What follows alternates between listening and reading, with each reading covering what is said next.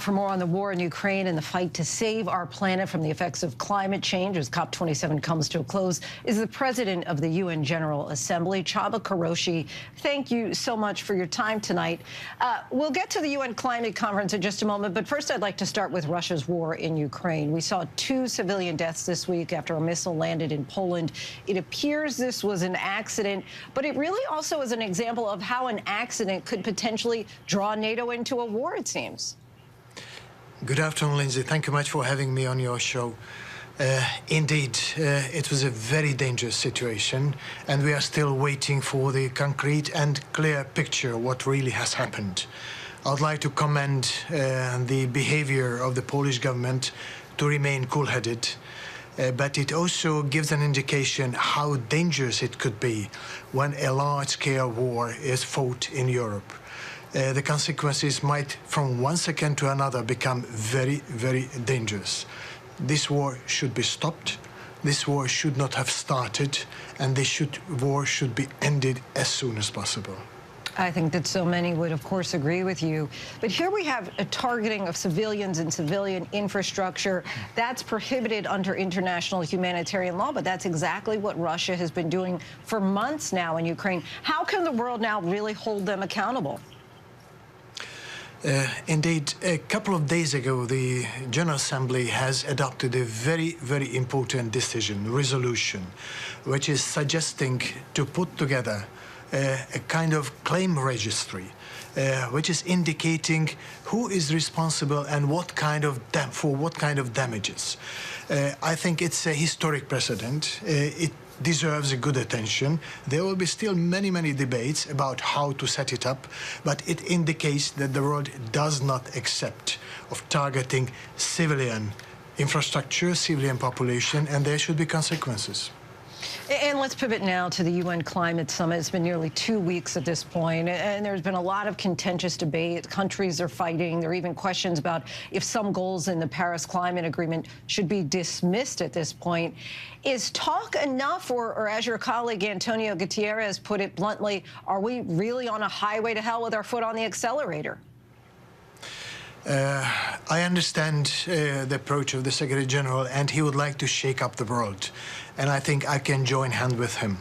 But let me a little bit optimistic now for the sake of our viewers. There were already some good results at this COP.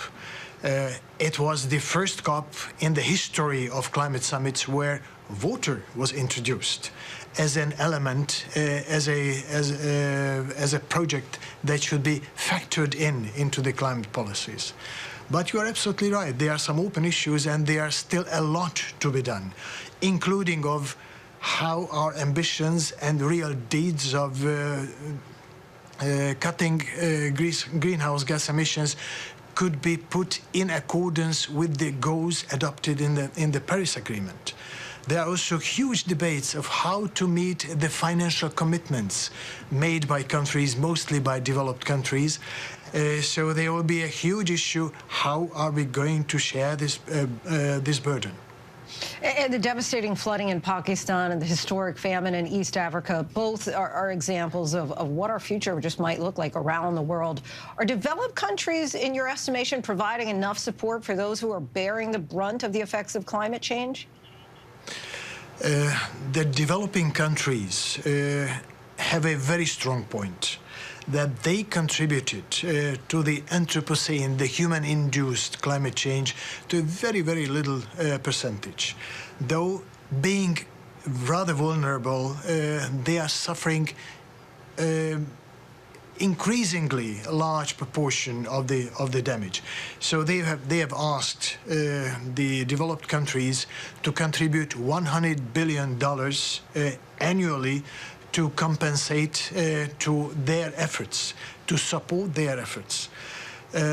This agreement was done actually almost 10 years ago. It has been reconfirmed in 2016, 2015, 2016 in Paris.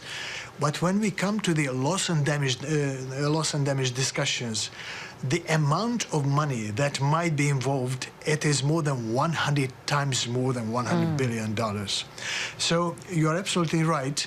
The old commitments have never been fully honored, and we are now started discussing another commitment which go way beyond any formal past commitments.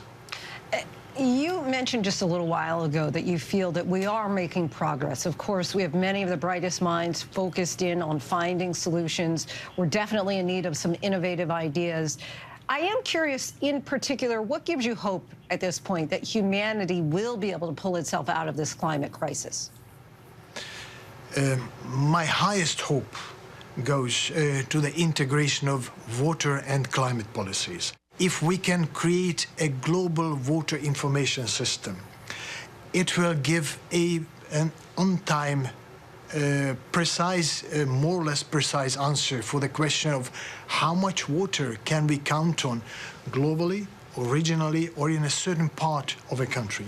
Because the honest answer for this question, for the time being, we don't know. But the science can already give us very good indications how to build our economies, how to build our policies, how to build our certain industries or projects. Well, it gives me hope to know that you are hopeful. Mr. Csaba Korosi, President of the UN General Assembly, we thank you so much for your time. Really appreciate you coming on the show. Thank you very much for having me, Lindsay. Hi, everyone. George Stephanopoulos here. Thanks for checking out the ABC News YouTube channel. If you'd like to get more videos, show highlights, and watch live event coverage, click on the right over here to subscribe to our channel. And don't forget to download the ABC News app for breaking news alerts. Thanks for watching.